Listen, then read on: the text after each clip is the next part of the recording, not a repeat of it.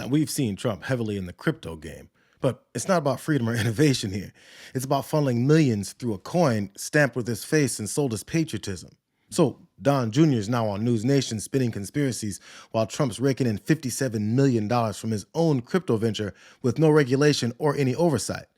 They're too busy pitching the next MAGA Ponzi scheme to worry about that. So your dad's financial disclosure form came out, and I saw he had, I think it was $57.7 million in income from the crypto company World Financial Liberty that you guys are associated with. World Liberty Financial. So he does benefit financially from your enterprise. Well, you and Eric, he has right? ownership, but he doesn't touch it, right? That's all walled off. Eric and I are the signatories on that. We manage the trust. We don't talk to him about it. He doesn't, get involved in that. But he did say and ran on a campaign that he was going to be an active proponent for crypto. Yeah. And again, it's because the people that we used to be able to call here no longer took our calls. We weren't just going to pick up our ball, go home, get in a corner, suck our thumb and cry for mommy. We actually said, hey, we're going to fight back, and we're going to take these things that we think are unfair and unjust, and we're going to fix that. So Don Jr. says Trump doesn't touch the $57 million from crypto. So they just tell easily disprovable lies, like the one about Trump not touching the Ukraine call, or the hush money checks, or that documented removal of classified information on his way out of the White House. This is classic Trumpism. Take this cash, dodge the questions, and blame the deep state.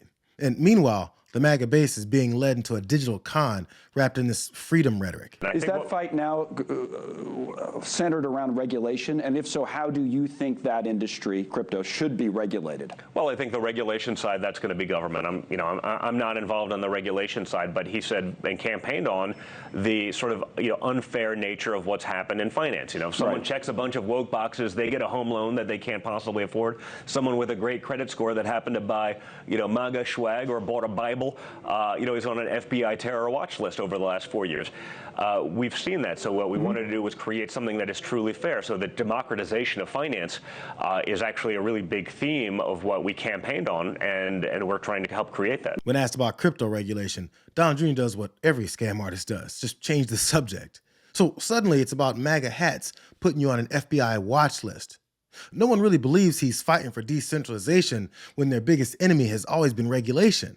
Because if somebody actually looked at the hidden details of this operation, they'd see a family ATM that runs on conspiracy and cover-ups. Big news, the World Liberty Financial token sale is now live.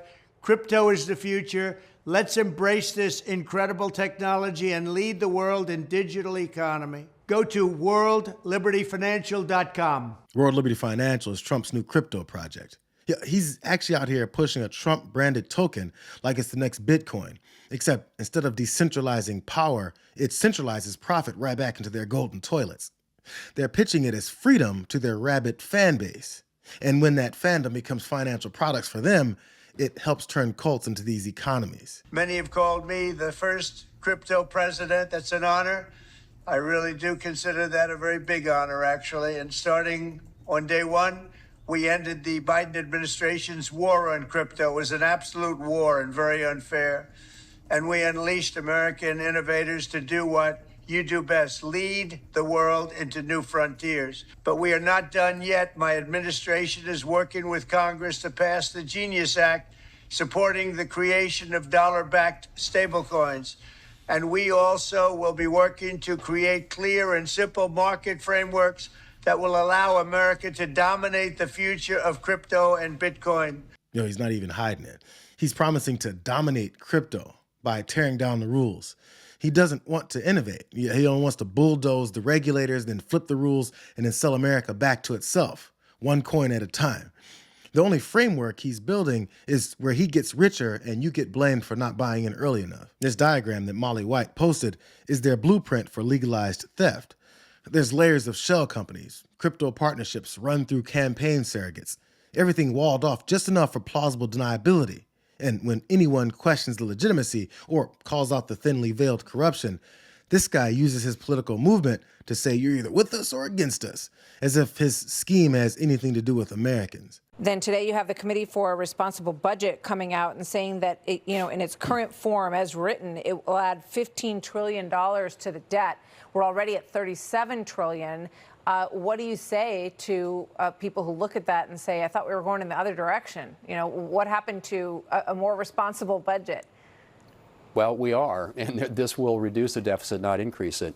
And the reason for that is, one, we are going to have the biggest spending reduction in history. But secondly, all the other things I mentioned, Martha, are going to generate growth in the economy. And when the economy is growing and expanding and people are investing, you get more government revenue. Fox says the crypto-fueled budget adds $15 trillion in debt. Republican leaders say it'll shrink the deficit because lying is their primary form of communication. They don't believe their own bullshit, but they do believe that the audience won't check for themselves. Because the grift only works if you collect a group of people unwilling to look into things for themselves or discover what happens when the coin crashes and the cash grab is now over. The vast majority of people who are buying small amounts, supporters of the president, I'm guessing, lost money. But that's the definition of a kleptocracy, is that a small number of people with proximity to power make an exceptional amount of money, but the larger public loses a lot of money. It extends beyond that. On April, I believe it was the 9th, at 1 p.m., there was abnormal trading volume in calls, people betting the stock market was going to go up.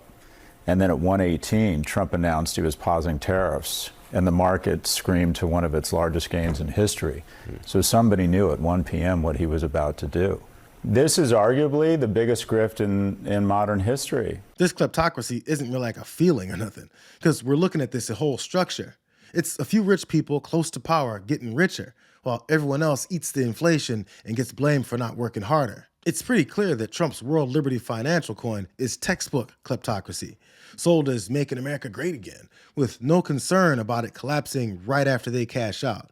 No, it's not like we didn't see them pull off huge gains when Trump played the markets with his initial tariff wars.